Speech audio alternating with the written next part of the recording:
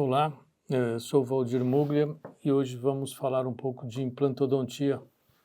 Essa aula são para os alunos da disciplina de implantodontia da Faculdade de Odontologia de Ribeirão Preto, da Universidade de São Paulo.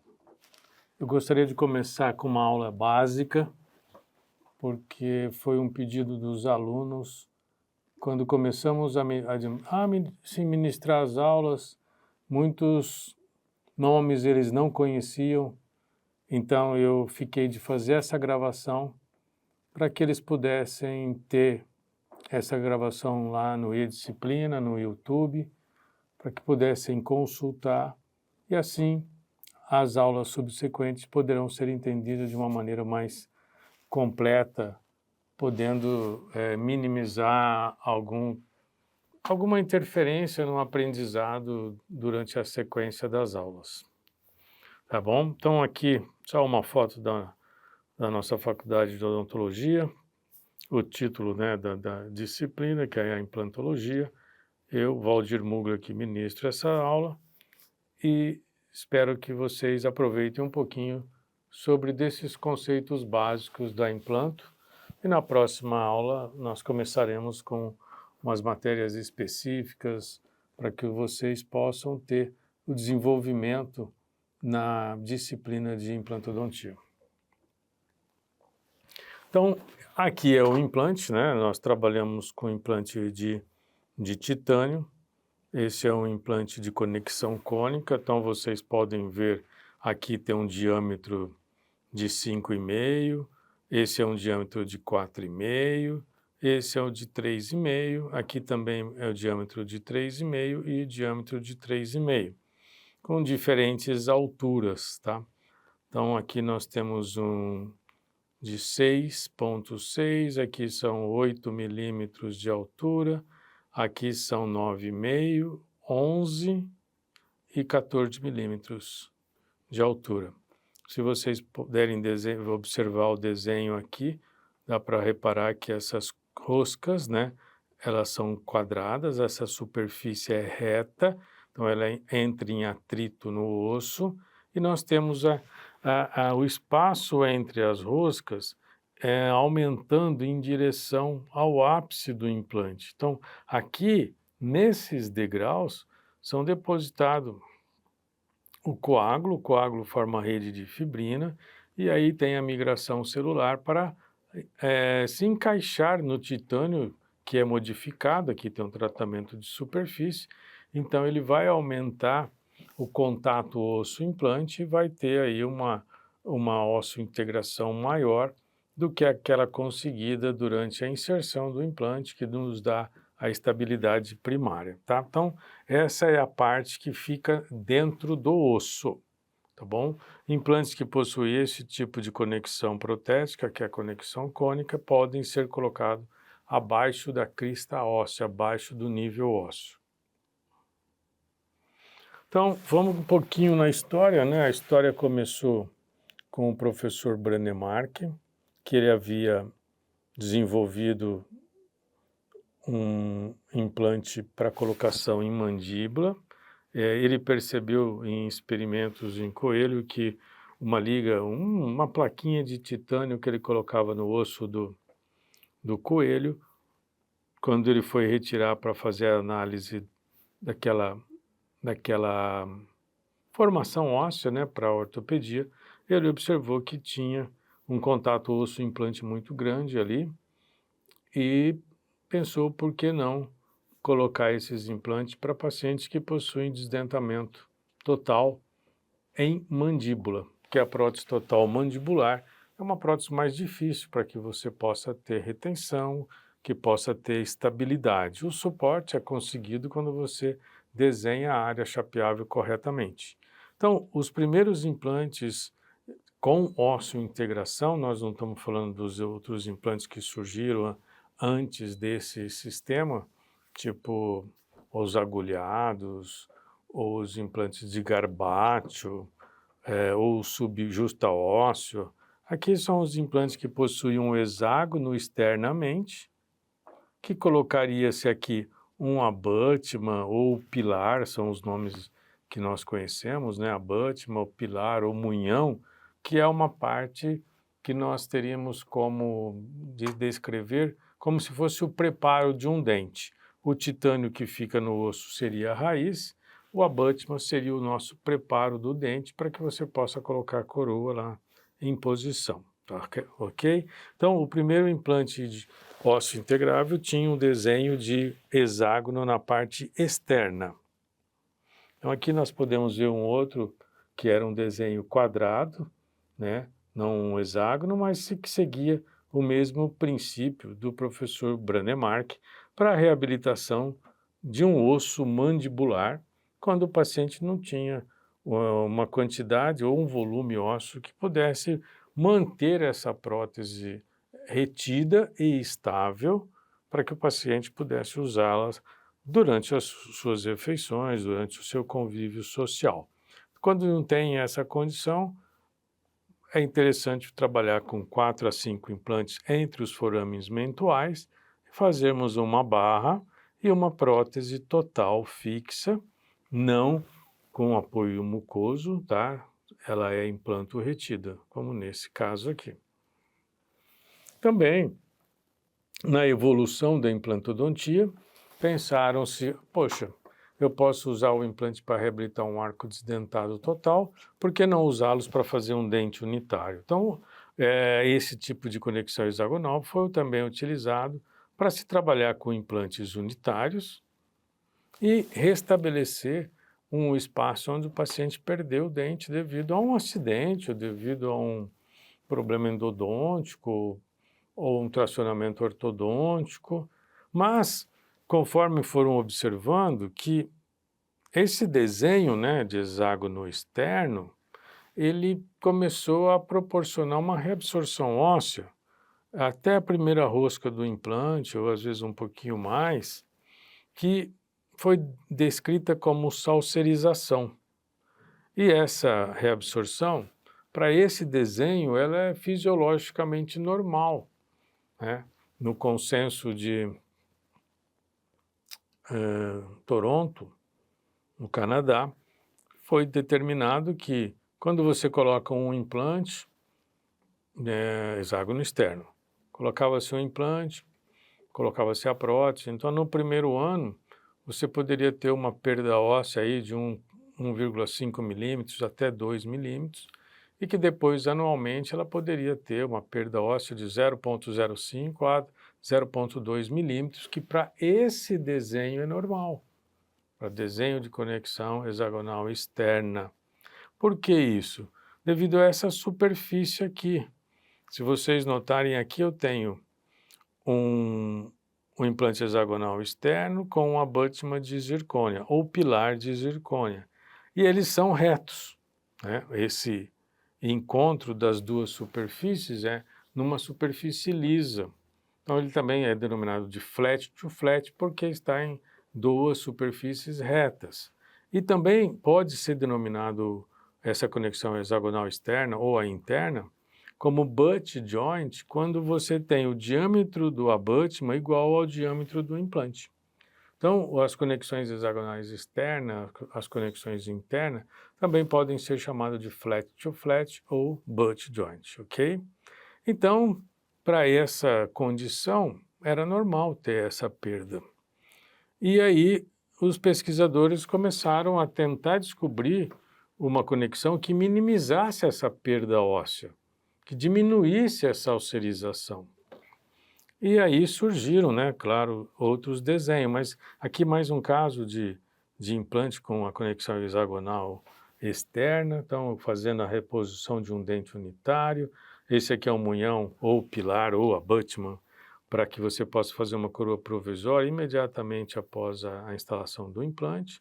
Aí depois com a cicatrização, aqui era um cope de zircônio, aplica a cerâmica, faz a estratificação e você tem a reabilitação desse dente aqui, perdido, que é o incisivo o incisivo central superior direito, e aí dá para vocês verem aqui a salserização, que é normal para esse design. Claro que alguns não têm essa salserização, porque às vezes não tem essa salserização Às vezes o paciente tem uma oclusão muito boa.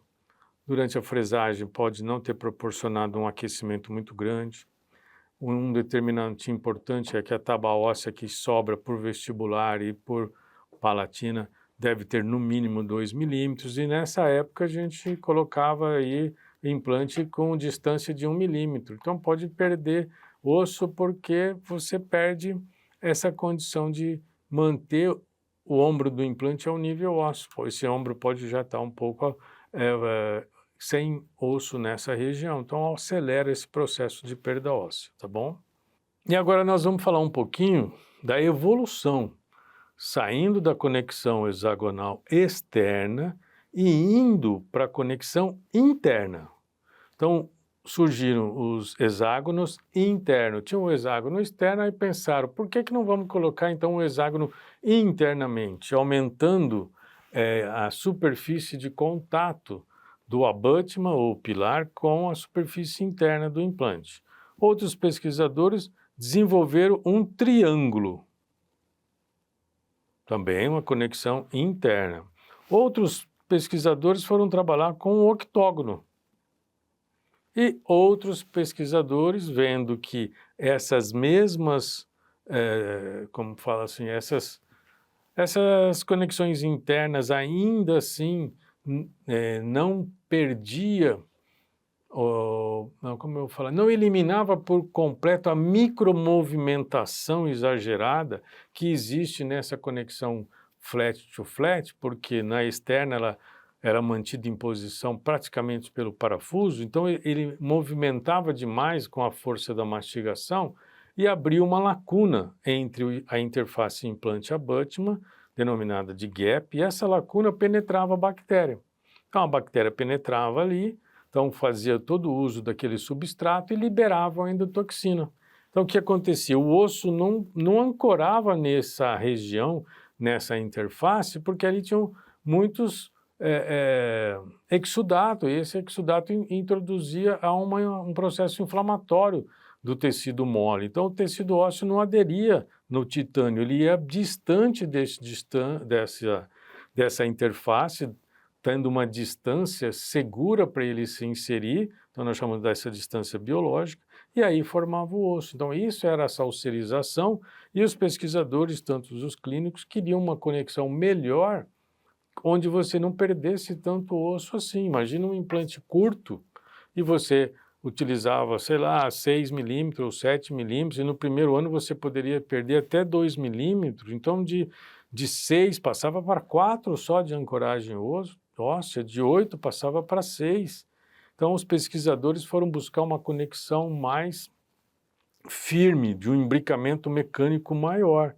Aí chegaram na conexão interna cônica. Uns denominamos de cone Morse e outros de conexão cônica. Essa diferença nós vamos falar daqui um pouquinho. Então aqui, a reabilitação de uma paciente com implante de conexão hexagonal interna, o perfil de emergência, os dentes preparados e as coroas em posição, tá? Então, as conexões internas e as conexões hexagonais externas, quando por serem de superfícies retas, são chamadas de flat to flat. Quando o abutment tem o mesmo diâmetro do implante, você também pode chamá-las de butt joint, de dimensões iguais. Aqui também uma conexão hexagonal interna, então esse é um abutment de zircônia para recuperar esse dente aqui que foi perdido devido a um trauma. Aqui é uma conexão do tipo triangular, você vai ter um triângulo dentro desse implante, vai encaixar esse abutment aqui que tem um link de titânio e todo esse preparo aqui com uma peça de zircônia cimentada e a coroa aqui também de zircônia sem metal, é metal free em posição. E aí surgiram as conexões cônicas. Elas começaram em 1985, os estudos. Então, as empresas que começaram isso foi a Bicom, com o seu cone Morse de 1,5 de conicidade de cada lado. Depois, no mesmo período da década de 80, por volta de 1985, também tivemos o Ankylos, com a sua conexão cônica, de 2,35 de atrito, com 5,7 de conicidade, e o Astra também começando com esses tipos de conexão cônica. A Straumann também tinha lançado a sua conexão cônica, mas ela era totalmente dependente do parafuso, que era o implante Straumann Bone Level, não, Tissue Level, desculpa, Tissue Level, que era colocado ao nível da crista óssea, tinha esse abutment com o parafuso e toda a coroa era adaptada num design do ombro do implante, que era bem liso e tinha uma característica de um degrau biselado, como nós fazíamos nos preparos de coroas dentais. Então aqui uma conexão cônica, colocando um abutment de zircônia, esse é o implante Ankylos, e está em posição há mais de 16 anos com essa característica aqui, ok? Então aqui a diferença entre as conexões hexagonais ou as triangulares e uma conexão cônica. Então, quando você tem essa superfície reta, então você pode chamar esse implante de de flat to flat. Tá? Quando você tem duas superfícies retas, encostando uma na outra, flat to flat. E quando eles têm os mesmos diâmetros, você chama de butt joint, os diâmetros se adaptando nas mesmas extensões. Que para esse tipo de conexão, devido a essa micromovimentação, é normal você ter uma salserização, ou seja, o osso vai ancorar nesse implante a partir da primeira rosca ou segunda rosca, porque aqui, quando você aperta na mastigação, esse abutment que está parafusado ali, ele vai dar uma movimentada, vai abrir uma lacuna ou um gap, penetra a bactéria aqui, ela vai usar toda a condição do substrato existente aqui e vai jogar a endotoxina aqui, impedindo que o osso chegue até essa interface, ele vai ancorar distante dessa região, numa região que não tenha inflamação. E aí surgiram a conexão cônica, onde a interface implante-abutment ela é mais interna. Então essa mudança de conceito, né, fez com que a liberação da endotoxina, se tivesse alguma micromovimentação, fosse longe do osso que está aqui para ancorar. Mas perceberam também que quando você colocava esse tipo de conexão em posição, e ela tinha até 6 graus, né, no máximo, tá? Menos do que 6, vamos falar assim, de conicidade de cada lado, ou seja, menos de 12, era um imbricamento mecânico muito forte, e tendo essa extensão de atrito, praticamente esse pilar não balançava. Então não ia ter essa entrada de toxina e a liberação, a entrada da bactéria e a liberação de toxina. Então, pensando assim, foram melhorando essa conexão para que você pudesse preservar esse osso e esse tecido mole nessa região periimplantar. Com o passar do tempo, foi percebido que essa conexão, como ela não liberava a endotoxina, era possível colocar o implante abaixo da crista óssea. E aí você teria aqui um espaço em altura de tecido mole condizente para proteger a crista óssea, porque você ia deixar um espaço também de tecido mole na horizontal. Então, esse design nessa região supracristal é muito importante para que você preserve uma quantidade de osso. Então você precisa ter, hoje nós sabemos que na horizontal você precisa ter uns 3 milímetros de tecido mole e 4 milímetros de tecido mole de altura. A tábua óssea, tanto vestibular como lingual, ela precisa ter no mínimo 1,5 milímetro a 2 milímetros, para que você possa manter esse conjunto intacto aqui, ok? Então, flat to flat ou butt joint são as conexões hexagonais internas e as conexões hexagonais externas pelos seus duas superfícies planas se encostando, chamamos de flat to flat. Quando os diâmetros são iguais, como aqui, nós chamamos de butt joint. Então é muito importante vocês já irem se familiarizando com esses nomes, tá bom? Lembrando que esse tipo de abutment, né, de diâmetro do abutment igual ao diâmetro do implante, quando é para as conexões hexagonais, ou vamos falar assim, as conexões poligonais, porque tem a triangular, a octogonal, e aí depende muito do parafuso, nessa abertura na hora da incidência da força, e essa lacuna aqui, entra a bactéria, vai liberar a endotoxina, o osso vai aderir, não vai se unir ao implante longe da interface implante-abutment. Então aqui é o gap, tá? Aqui é o espaço, né? Aqui, é claro, é num aumento, na hora que você está no microscópio, você consegue ver esse gap. A bactéria penetra, usa todo o substrato aqui internamente e vai liberar a endotoxina. Liberando a endotoxina, o osso não vai aderir nessa região do ombro, ele vai subir, né, no caso da maxila, vai para a primeira ou a segunda rosca, tá? Então lembre isso, conexões poligonais, elas podem ser chamadas flat to flat devido à superfície lisa. E quando os diâmetros se coincidem, o diâmetro do implante com o diâmetro do abutment, nós chamamos de conexões butt joint.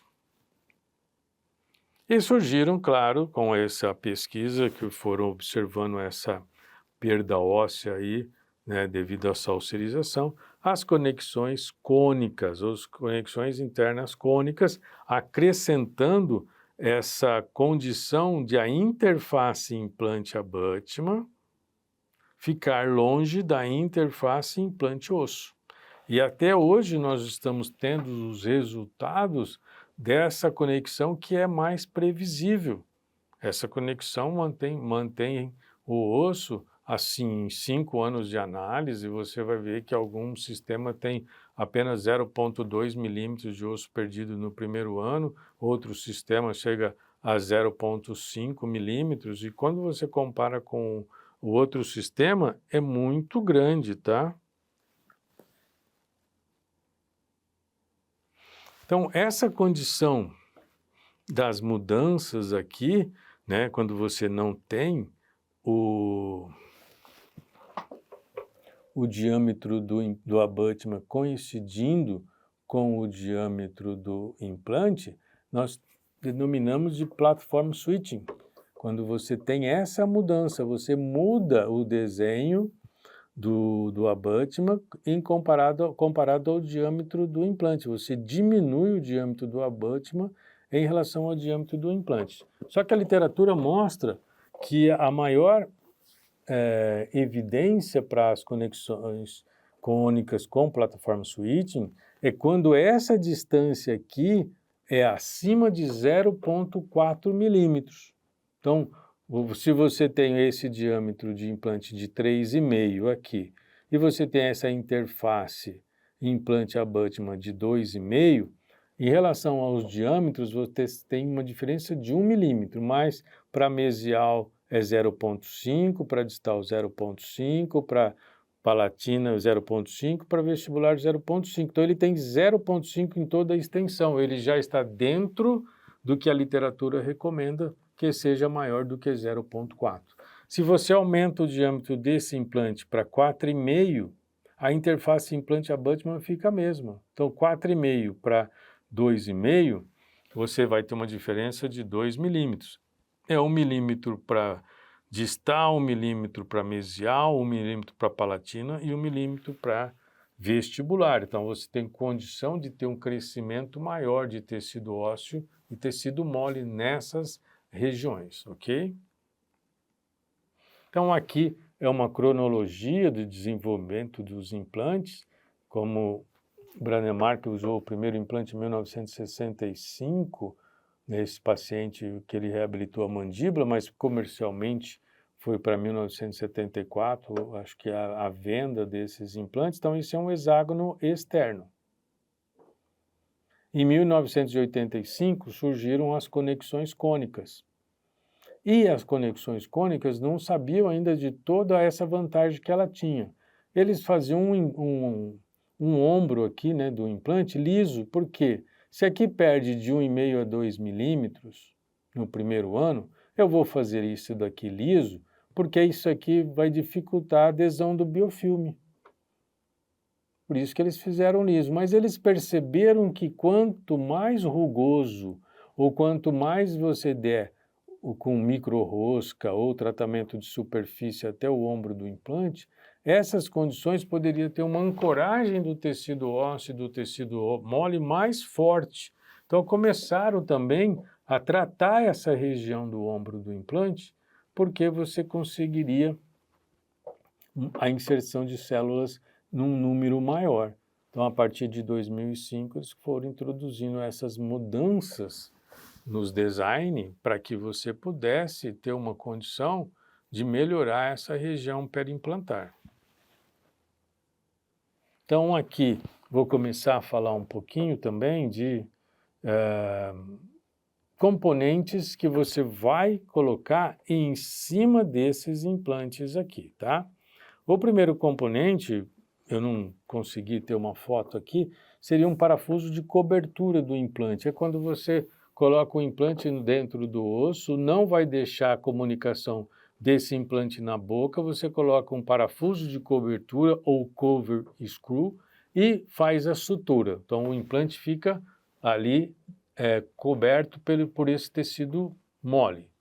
Você espera de 2 a 3 a 4 meses e aí você vai fazer uma segunda cirurgia.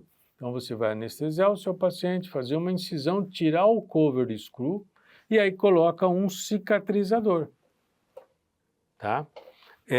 Na minha clínica, quando eu trabalhava, hoje eu sou professor em tempo integral, agora eu vou trabalhar fazendo implante na faculdade, na graduação, na pós-graduação, eu gosto de fazer num único tempo cirúrgico.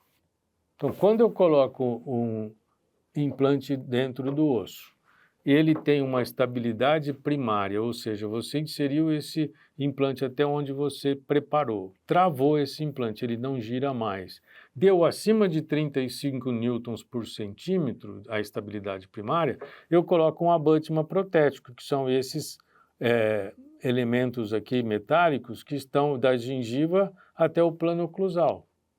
Quando ele não te dá esses 35 newtons, aí eu coloco um cicatrizador, ou abutment de cicatrização. Eu vou esperar de 2 a 3 meses, vou remover esse cicatrizador e coloco um abutment protético e faço a minha coroa, tá? Então, cicatrizador. Aí nós temos os abutments, ou pilar, ou munhão universal, tá? Então, aqui esse é um pilar standard ou munhão universal, ou um abutment standard ou abutment universal. Ele tem um diâmetro de assentamento de prótese de 4,5 e tem uma altura protética de 6. Pode ter alturas menores, como diâmetros menores também. Esse é um diâmetro de 3,3 com altura protética de 6. Esse daqui é um tie base, ou seja, é um link de titânio que vai colocar aqui um scambare, que é uma pecinha que você usa para fazer o escaneamento. O scanner lê isso daqui, joga para o computador e o computador vai saber como ele vai fazer a prótese com o análogo desse link metálico, o análogo digital, e você vai fazer a prótese também.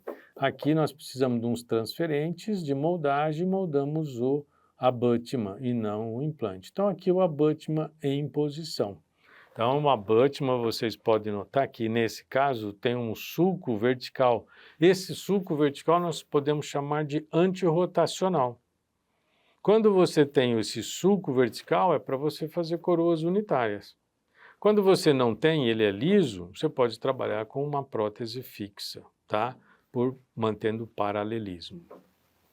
Quando é coroa unitária, eu preciso dessas ranhuras aqui, porque aí você diminui o arco de deslocamento da coroa, ela fica parada em retenção, com retenção. Você pode ter os pilares eles têm uma altura protética maior também, e esses pilares o mini pilar ele tem uma altura menor, eles não têm antirrotacionais, eles são rotacionais, e é para você fazer uma prótese total fixa. Então aqui os transferentes de moldagem dos pilares e aqui o análogo do pilar em posição, tá? Pilar ou munhão. Aqui um outro que nós chamamos de mini pilar. Por que mini pilar? Porque a altura protética é menor. O paralelismo deles precisam ser exatos para encaixar uma prótese total fixa. Então esse é um outro nome também que utilizamos dentro da implantodontia. E aqui o nosso link de titânio, tá? Esse link de titânio vai receber uma mesoestrutura de zircônia. Então notem que esse link de titânio com o implante de conexão cônica é colocado dentro daquela interface que vai da crista óssea até o contorno da gengiva marginal livre, e aí você faz essa mesoestrutura até o contorno de toda a gengiva marginal livre por vestibular, pelas faces interproximal e pela lingual, e você cimenta fora da boca nesse link aqui de titânio, que é esse, e aí você parafusa esse conjunto, link de titânio, mesoestrutura na cavidade bucal. Parafusou, você cimenta a coroa sobre esse munhão ou esse abutment, que é feito pela tecnologia CAD/CAM. Então aqui é um pilar ou um abutment universal e aqui é um pilar que tem um link de titânio. E seu diâmetro de assentamento da prótese é 4,1 e a altura são 4 milímetros, ok? Então, a primeira aula da introdução da disciplina de implantodontia eu termino aqui. Aqui são os componentes que são relacionados com o implante. Depois nós vamos falar de todos os componentes que você precisa para fazer a perfuração no tecido ósseo e colocar esses implantes, quais são as técnicas de moldagem, como você faz o planejamento reverso, ou seja, como deve ser a sua coroa, como deve ser a oclusão dessa coroa e onde você vai colocar o implante, se há necessidade de enxerto para você ter a dimensão óssea compatível com a prótese que você vai colocar, ou se essa dimensão óssea já é compatível com o desenho da prótese que você vai colocar, para que esse implante possa ser colocado num local correto, sem necessidade de usar abutments angulados. Então, no planejamento reverso, nós vamos começar a ensinar a vocês sobre isso, sobre distâncias interimplantares, como que eu confecciono um guia radiográfico e um guia cirúrgico, como eu posso associar o escaneamento intraoral e uma tomografia computadorizada, um software de planejamento e fazer o planejamento da minha reabilitação. Então, a partir daqui, nós iremos começar a disciplina de implantodontia. Essa foi uma parte introdutória pedida pelos alunos desse ano de 2025, que nós fizemos a disciplina, que eles ficaram um pouco perdidos em relação às nomenclaturas, ok? Então, aqui, novamente, o meu endereço no Instagram, o meu e-mail. Qualquer coisa, vocês podem me procurar por esses dois endereços, né? Ou pessoalmente na Faculdade de Odontologia, para que a gente possa conversar. Muito obrigado, tá? Muito obrigado e nos vemos na próxima aula.